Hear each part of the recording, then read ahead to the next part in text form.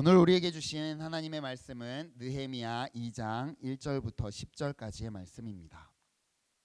느헤미야 2장 1절에서 10절까지의 말씀, 제가 한 절 여러분이 한 절 교독하시고 마지막은 함께 읽도록 하겠습니다. 아닥사스다 왕 제20년 니산월에 왕 앞에 포도주가 있기로 내가 그 포도주를 왕에게 드렸는데 이전에는 내가 왕 앞에서 수심이 없었더니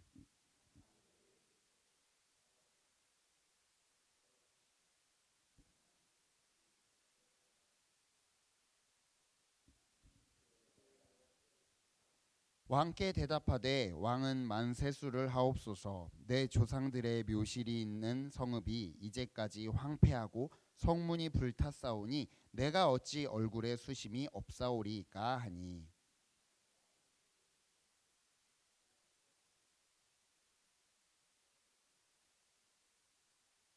왕에게 아뢰되 왕이 만일 좋게 여기시고 종이 왕의 목전에서 은혜를 얻었사오면 나를 유다 땅 나의 조상들의 묘실이 있는 성읍에 보내어 그 성을 건축하게 하옵소서 하였는데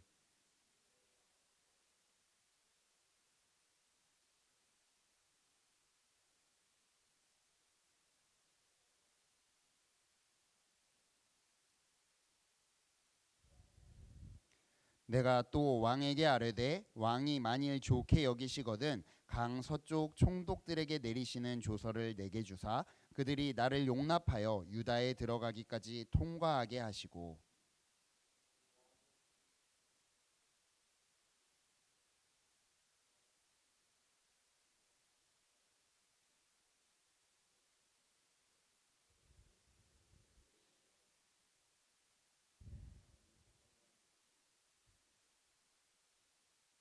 군대 장관과 마병을 보내어 나와 함께하게 하시기로 내가 강 서쪽에 있는 총독들에게 이르러 왕의 조서를 전하였더니 호론 사람 산발랏과 종이었던 암몬 사람 도비아가 이스라엘 자손을 흥왕하게 하려는 사람이 왔다 함을 듣고 심히 근심하더라. 아멘. 할렐루야. 오늘도 하나님의 말씀을 사모하며 주님의 전에 모이신 모든 성도님들에게 주님이 주시는 은혜와 평강이 가득하시기를 간절히 소망합니다. 우리 먼저 옆에 계신 분들과 함께 인사하면서 말씀으로 나아갔으면 좋겠는데요. 우리 옆에 있는 사람에게, 옆에 있는 분들에게 이렇게 인사했으면 좋겠습니다. 하나님의 사람이 됩시다. 이렇게 인사했으면 좋겠습니다.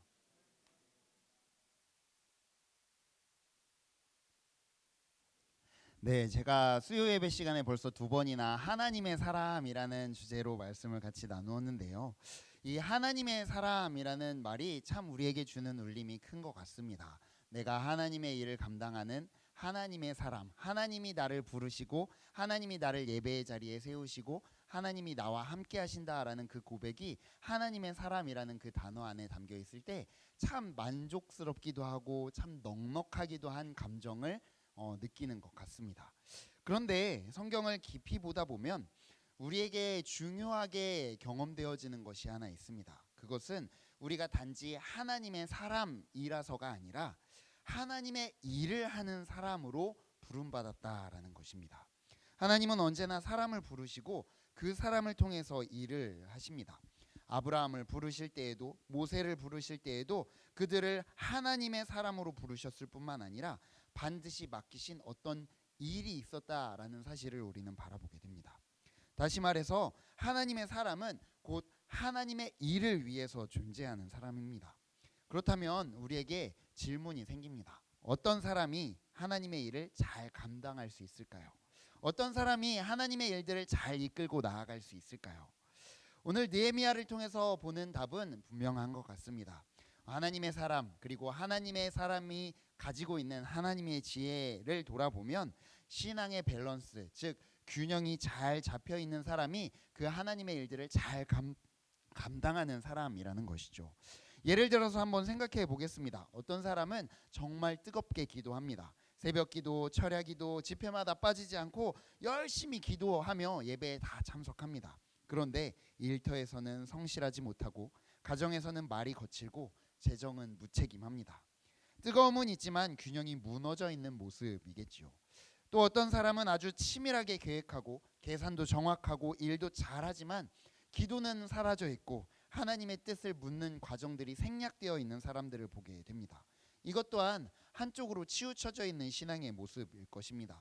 하나님의 지혜를 가진 사람은 한쪽으로 치우쳐진 사람이 아닙니다. 기도만 하는 사람이 아니라 준비도 철저하게 하는 사람이고요. 준비만 하는 사람이 아니라 먼저 무릎을 꿇고 기도하는 사람이라는 것이죠. 바로 이 균형이 하나님의 지혜가 아닐까 생각합니다.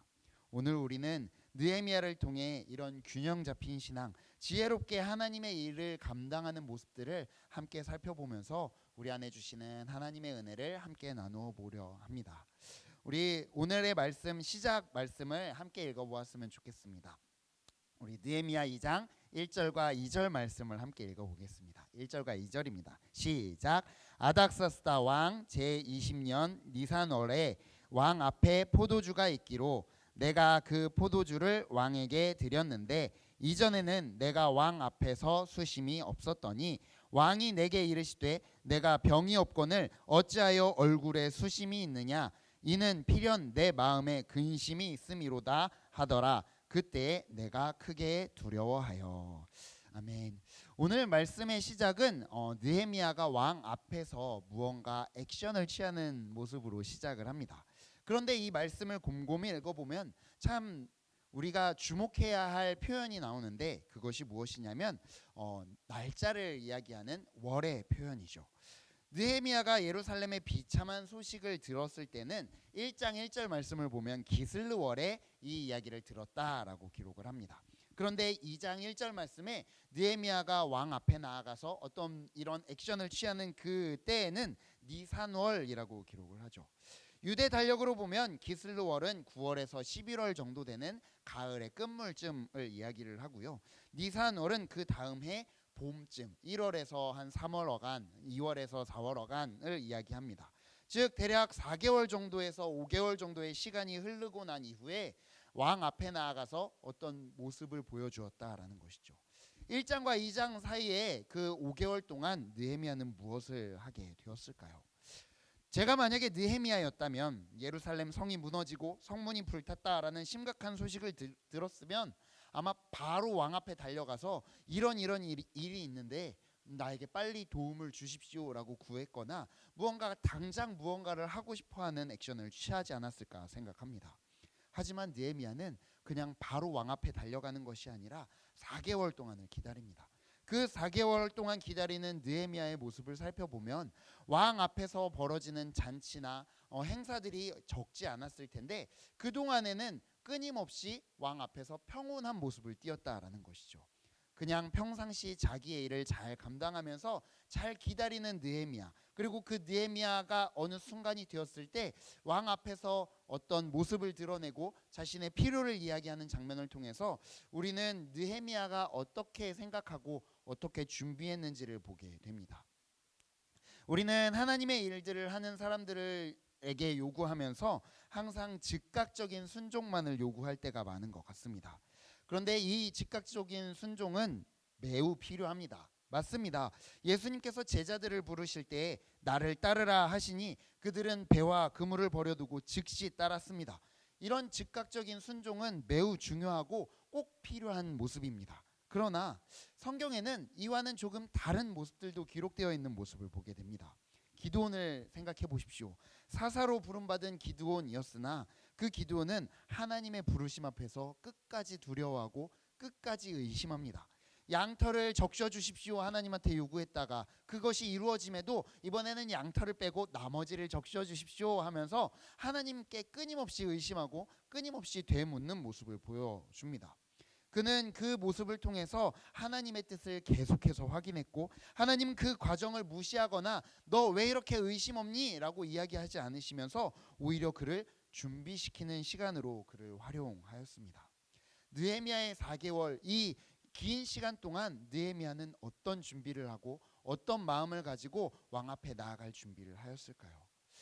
1장 말씀에 보면 느헤미야는 그 이야기를 듣고 예루살렘의 소식을 듣고 즉시 울며 금식하며 기도했다라고 기록합니다. 그리고 그 기도는 아마 하루 이틀로 끝나는 것이 아니라 오늘 이 왕 앞에 나아가는 그 순간까지 이어지지 않았을까요? 그래서 왕에게 근심하는 모습, 수척해진 모습, 좀 힘들어하는 모습을 보일 수 있지 않았을까요? 그는 울면서 금식하며 주님 앞에 기도합니다. 그리고 그 시간 동안 하나님의 뜻을 다시 확인하며 자신의 마음을 가다듬는 시간을 가졌다라는 것이죠. 하나님, 이것이 정말 제가 나서야 할 일입니까? 지금이 맞는 때입니까? 어떤 방식으로 해야 합니까? 하나님의 지혜는 무조건 빠르게 움직이는 것에만 있지 않습니다. 때로는 눈물로 기다리는 시간, 참고 견디는 시간, 그리고 그것을 잘 준비하는 시간 속에서 길러지고 있음을 우리는 마주하게 됩니다. 우리가 하나님의 일을 하려고 할 때 즉각적으로 순종해야 할 때도 있지만 아무 생각, 아무 분별 없이 성급하게 뛰어드는 모습만이 우리에게 필요한 모습이 아니라는 것이죠. 기도하며 기다리며 하나님의 때를 분별할 수 있는 것, 이것 역시 하나님의 지혜라는 것입니다.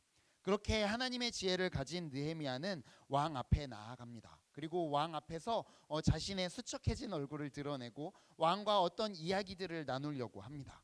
그래서 이제 왕 앞에 나아가서 그 모습을 드러냈을 때 왕은 느헤미야에게 무슨 일이 있냐라고 묻게 되죠. 이 느헤미야의 왕 앞에 나아가는 마음을 다시 한번 생각해 보면 아마 에스더와 같지 않았을까라는 생각을 해보게 됩니다. 왕 앞에서 불안해하거나 수척해하는 모습, 그리고 왕이 무언가 묻지 않았는데 그 자리를 어지럽히려고 하는 그 말을 꺼내는 모습은 직결 처형되어도 문제가 없는 일이었다라는 것이죠. 그래서 에스더 왕후가 왕 앞에 나아가서 민족을 구원하여 주십시오라고 이야기하기 전에 그 유명한 다짐, 죽으면 죽으리다라는 다짐을 하고 왕 앞에 나아가지 않습니까? 느헤미야도 마찬가지가 아니었을까 생각해 봅니다. 4개월 동안 금식하며 기도하며 왕 앞에 나아갔지만 왕이 나에게 무언가를 물을 것에 대해서 정말 준비하며 그것을 기대하며 그 때를 기다리며 나아갔습니다. 그리고 왕이 이제 드디어 느헤미야에게 묻습니다. 내가 무엇을 원하느냐? 그때 느헤미야의 모습을 보면 참 놀랍습니다. 왕에게 이렇게 이야기합니다.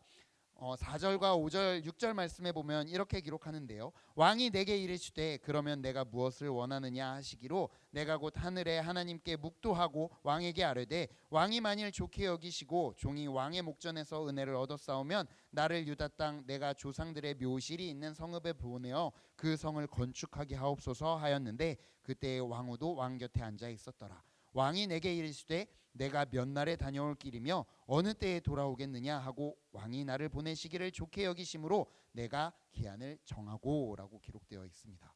느헤미야는 왕의 물음 앞에서 당황하지 않습니다. 지금까지 준비해왔던 4개월의 준비한 그 기간을 통틀어서 구체적이고 완벽한 계획을 이미 세워두었기 때문이 아닐까요? 나를 유다 땅 조상들의 묘실에 있는 성읍에 보내어 그 성을 건축하게 하옵소서라고 이야기를 하죠. 분명히 느헤미야의 마음속에서는 예루살렘 성벽을 건축하고 싶습니다라는 말이 분명히 튀어나올 수도 있었을 것입니다. 그런데 페르시아 왕에게 가장 합당하고 합리적인 것, 페르시아의 왕실에서도 분명히 조상에 대한 존경과 그 존중하는 마음들을 가지고 있었던 전통이 있었기에 가장 먼저 꺼내는 말은 조상들의 묘실이었습니다. 그런데 예루살렘에 묘실을 지으러 느헤미야가 떠나는 것이었을까요? 아니었다라는 것이죠. 이미 느헤미야는 잘 준비되고 정리되어진 할 말을 준비해 놓고 왕 앞에 나아갔음을 우리에게 보여주고 있는 것입니다. 그 땅 예루살렘의 성벽을 건축하기 위해서 그 말을 꺼내기에 앞서 왕과 공감하고 왕과 함께하며 왕에게 그 공감을 이끌어낼 수 있을 만한 말을 꺼내며 왕에게 요청하는 모습을 보여줍니다. 그리고 왕은 그 이야기를 들은 직후 느헤미야에게 좋게 여기면서 물어봅니다. 그럼 얼마나 걸리겠느냐라고 물어봅니다. 언제 돌아오겠느냐라고 물을 때 느헤미야는 기한을 정하고 있죠. 이 말은 느헤미야가 4개월 동안 아주 철저하게 준비했음을 우리에게 보여줍니다. 예루살렘까지 얼마나 걸리는지, 그리고 거기에서 얼마 동안 성벽을 건축을 해야 되는지, 왕이 물을 만한 질문들, 그에 대한 답변들을 이미 철저하게 준비하고 있었다라는 것이죠.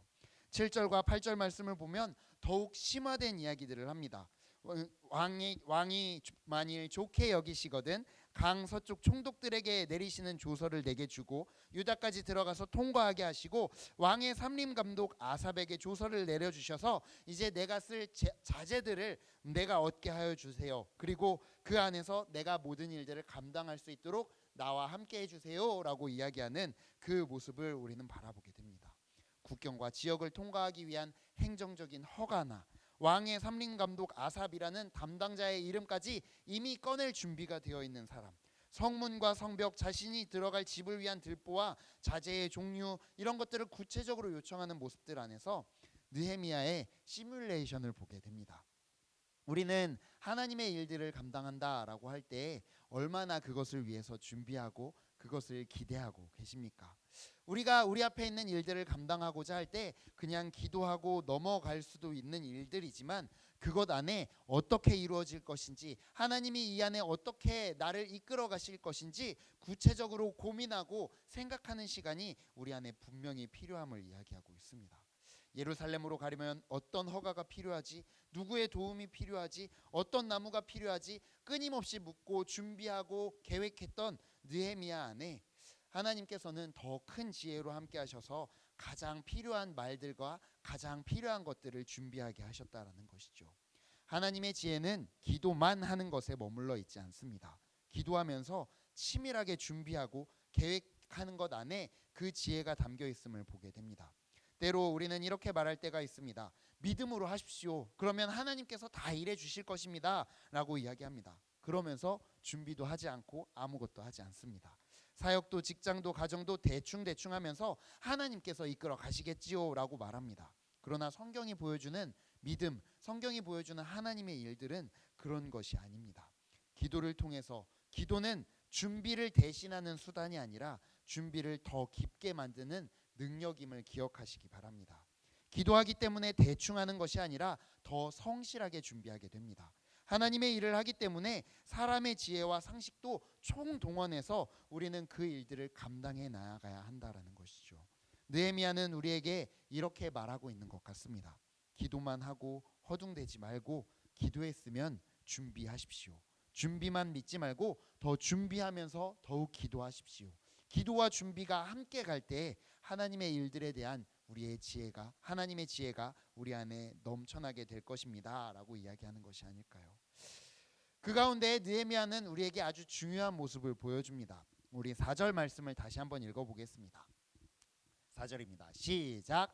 왕이 내게 이르시되 그러면 내가 무엇을 원하느냐 하시기로 내가 곧 하늘의 하나님께 묵도하고. 아멘. 왕과 대화하는 바로 그 순간 느헤미야는 입을 열기 전에 먼저 마음으로 하나님께 묵도하는 모습을 보여줍니다. 오래 드리는 기도는 아닙니다. 하지만 짧은 그 순간 그는 하나님을 바라보고 있습니다. 여기서 우리는 두 가지의 기도의 모습을 바라보게 되는데요. 첫 번째로는 4개월 동안 길고 깊은 눈물의 기도로 준비할 수 있는 기도를 보게 됩니다. 그리고 왕 앞에서 순간적으로 짧게 드리는 하나님의 이끄심을 바라는 순간적인 묵도, 그 짧은 기도를 바라보게 됩니다. 둘 다 하나님의 지혜를 구하는 기도가 아닐까요? 우리는 긴 기도도 필요하지만 이런 짧은 기도도 필요합니다. 중요한 회의를 하기 직전이나 면담이나 상담을 앞두고 혹은 중요한 결정을 내려야 하는 순간 주님 지혜를 주옵소서라는 이 한마디의 기도가 평소 쌓인 기도 위에 올려질 때 놀라운 분별과 담대함을 주시는 줄 믿습니다.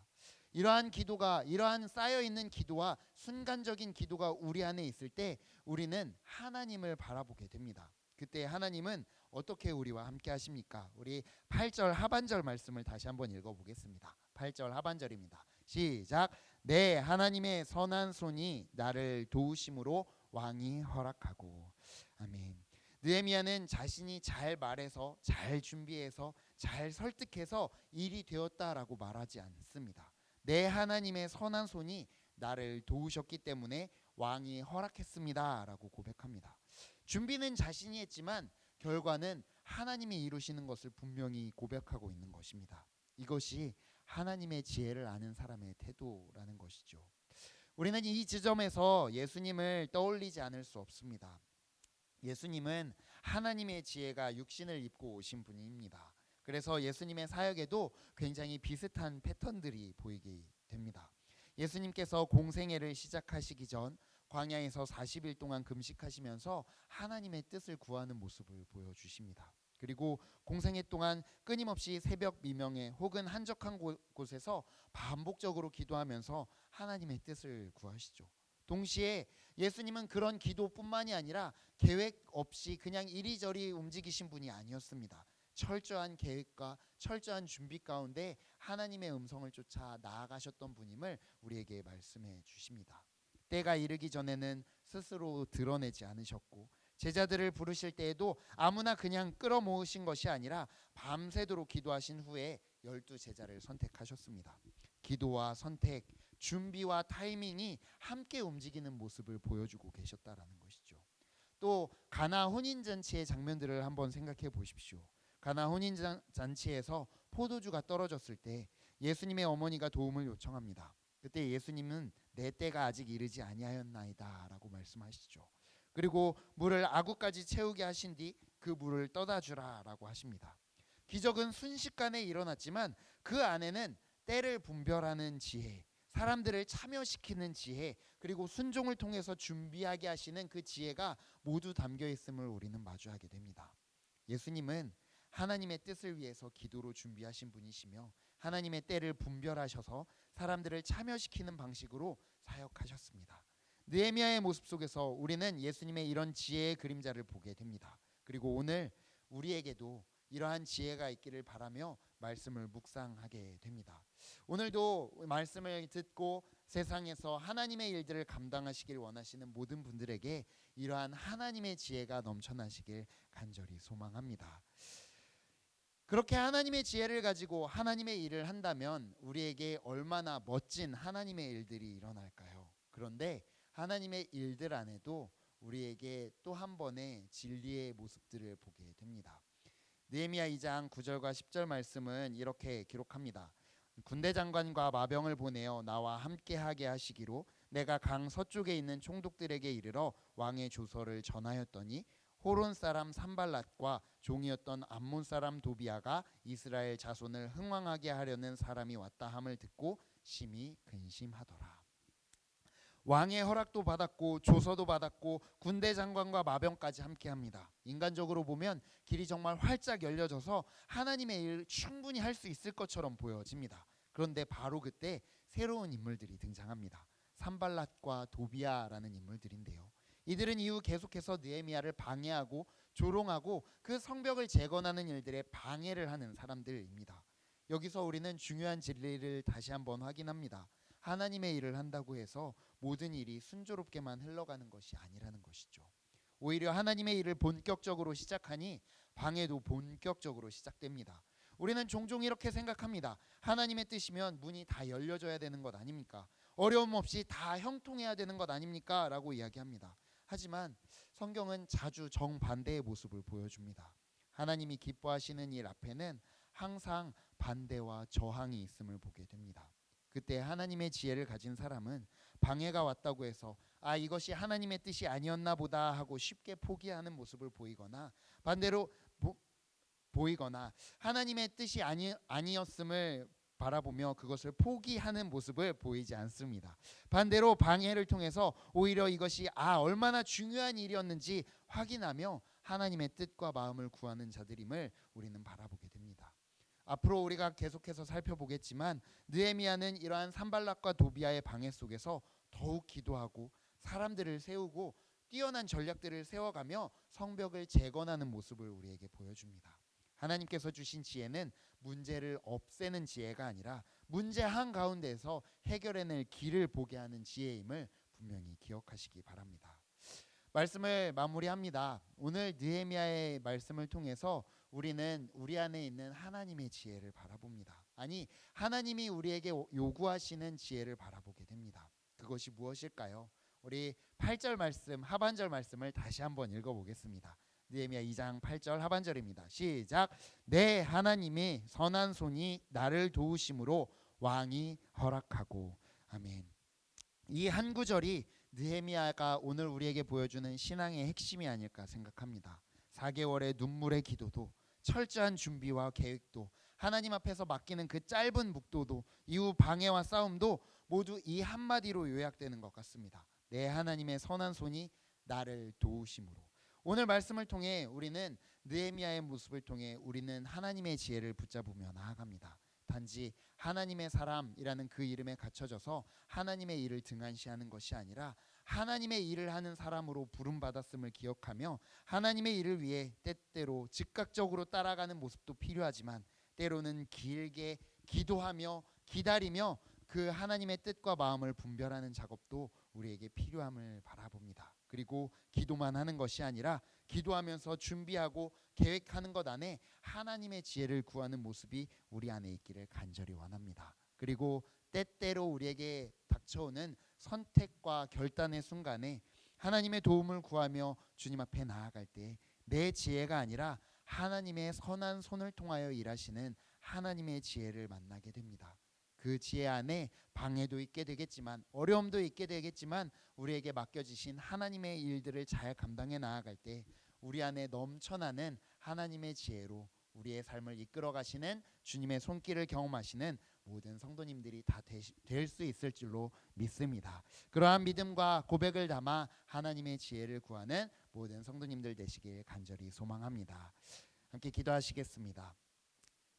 사랑의 하나님, 오늘도 우리를 하나님의 사람으로 불러주시니 감사합니다. 하지만 그냥 단순히 이름만 하나님의 사람이 된 것이 아니라 하나님의 일들에 쓰임받는 하나님의 사람이 되게 인도하여 주시옵소서. 하나님의 일을 감당하게 하시고 하나님의 필요에 따라 함께 할 수 있는 자들 되어지게 하사 느헤미야처럼 즉각적으로 혹은 길게 하나님의 뜻과 마음을 분별하는 기도가 우리 안에 있도록 인도하여 주시옵소서. 언제나 주님을 향한 마음들로 기도할 때에 우리에게 주시는 하나님의 마음에 관심 갖는 마음들 더하여 주시고 그 안에서 잘 준비하며 나의 모든 것들을 통틀어 주님의 일들을 준비할 수 있는 믿음과 지혜를 허락하여 주시며 중요한 순간마다 하나님의 도우심을 구할 수 있는 믿음 있는 하나님의 지혜 있는 자들 되어질 수 있도록 인도하여 주시옵소서. 그래서 하나님의 선하신 손이 나를 도우시고 함께 하시고